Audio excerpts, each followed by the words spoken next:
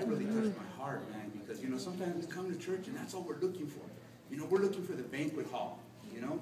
We're coming in, we're looking for all the buffets. We want to pick and choose what we want to eat, you know. We want to stand out here and we want to criticize what's going on in the church instead of fixing what's in the church. Amen.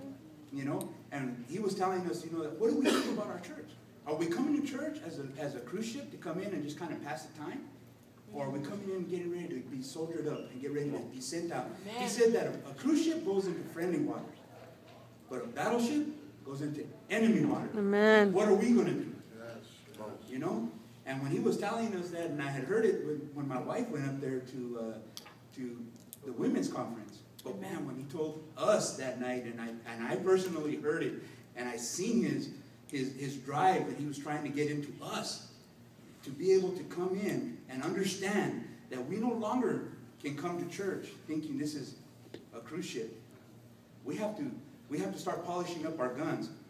Okay? Amen. We have to stand behind our admiral. Mm-hmm. All right? And we have to do what he asks us to do. And we have to be dedicated to what he asks us to be dedicated to.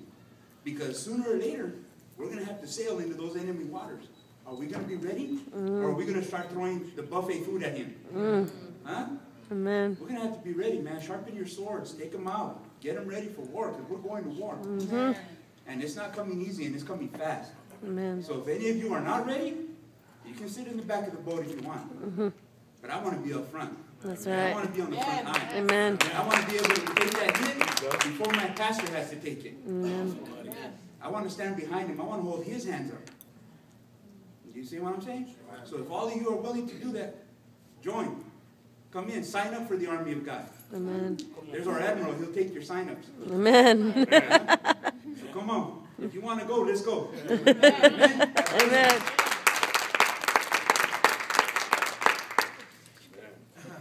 Right, JJ. Came back a changed man.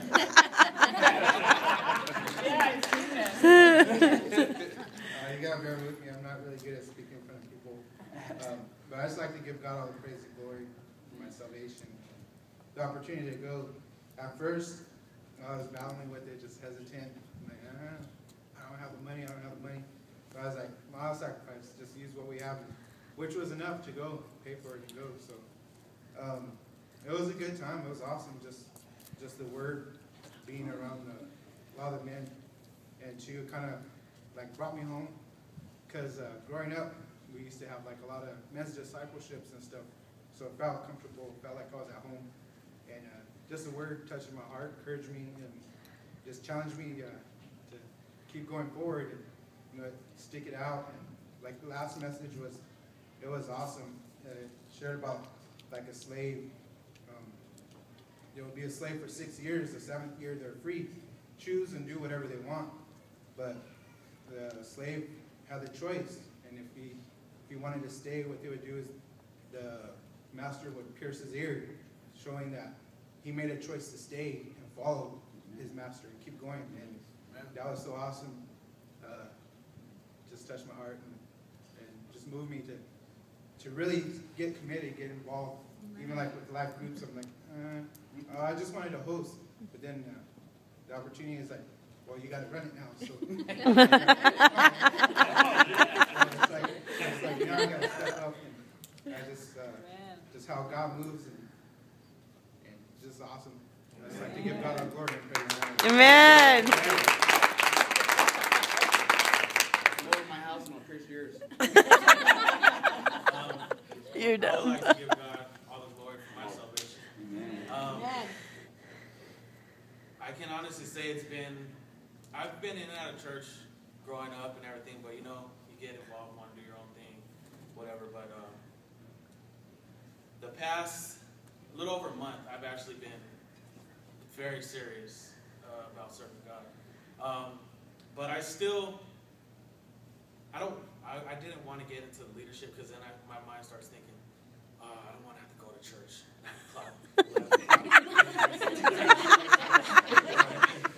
Come on. Come clean.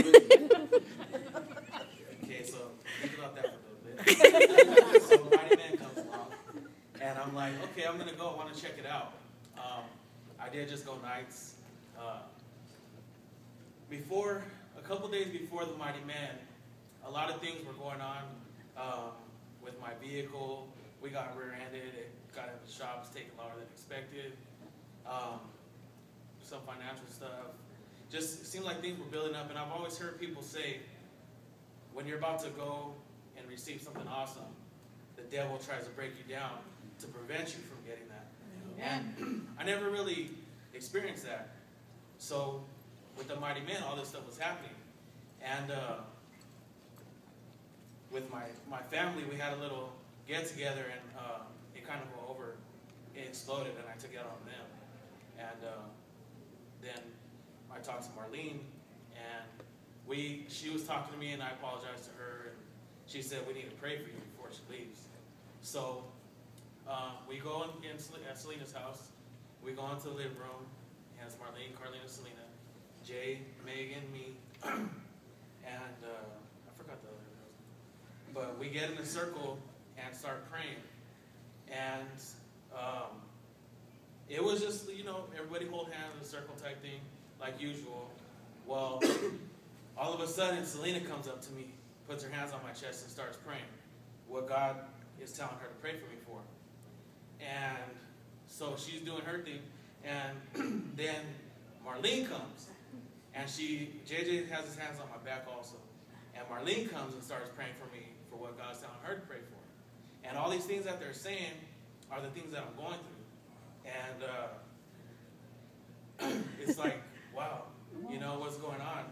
And then my sister Carlina comes, and she puts her hands on me.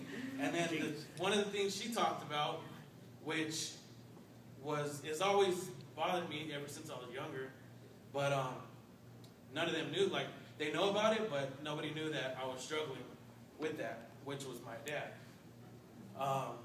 Sister Tina talked about her mom in the service earlier that day, because this was Sunday. And the whole time she was talking about her mom, I was getting teary-eyed over there because I don't have a relationship with my dad like I would like. So that was bothering me the whole day too, and that kind of helped build over the whole. And Carlina came up, and I wasn't thinking about my dad at the time, but God had spoke to her to tell me to release my dad. And she said it out loud, and that's when I just broke, and that's when I had my first breakthrough.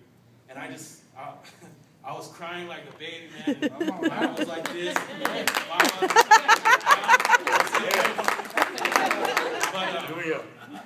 once that happened, my wife was right there praying for me too. And once that happened, I felt a lot better. And so, yeah, the devil was trying to break me down and prevent me from going, because when I went, also I was going about Thursday, I was like, man, they keep on preaching, you're going to be changed when you leave this. You're going to be changed. You're going to be changed. And I'm like thinking in my head, I don't really feel, what's the change? I don't know what's going on. And I was talking to Pops about it, or not that, but I was just talking to him about situations. And we were speaking, and I was thinking on one of the times we were going, and I was like, you know what? Because I have a lot of problem with anger, which is associated with my dad. Just the whole big deal. Well, I've been noticing since I was going to Mighty Man that I wasn't getting so upset so easy. I would drop something on the floor and I'll get mad. And I'll punch something and go crazy, And with my children, I'll take it out on them and my wife, and I feel so bad for that.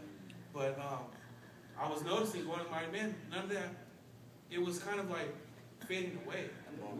And I was like, all right, I'm changing. And at Mighty Man, they said, if you don't change, then something's wrong with you. I was like, cool, nothing's wrong with you. The last day, they preached about being committed. Amen. And I've been prophesied over like a few times about becoming a pastor. But I always was like, I don't know, But then when they spoke Friday about being committed, it kind of hit me like, all right, let's do this then. I'm ready. Amen. I went up to the altar call and accepted it, and I'm ready, man. And I'm glad we're here. I was thinking right now, I was like, God, okay, I'm committed. This is a little step, because this is leadership type thing. I'm like, all right, cool. Then let's keep on going and keep on moving forward. Amen.